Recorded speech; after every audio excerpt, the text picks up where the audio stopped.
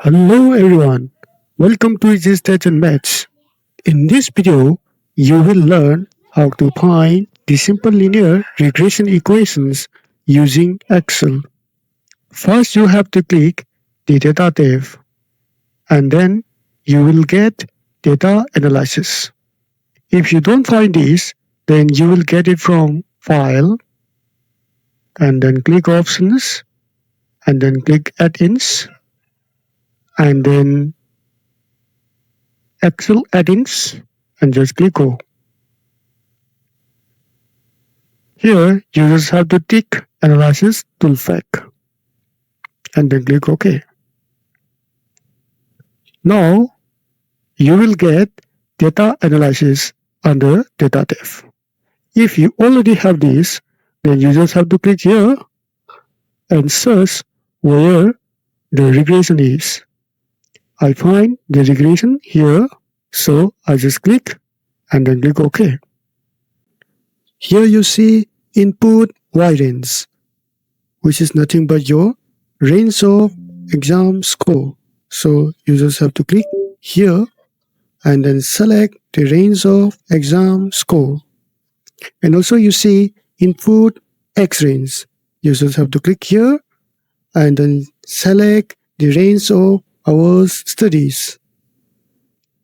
If you want to display the summary output in this Excel sheet 1, then you just have to click here and also click here and click where you want to display the output. So I just want to click here, so then click OK. You see summary output. Here intercept 41.3, coefficient of X variable is 5.65. So the regression equations can be written as y is equal to 41.3 plus 5.65x. So you can predict the exam score by giving the hour studies. And also you can find these regression equations from scatter plot.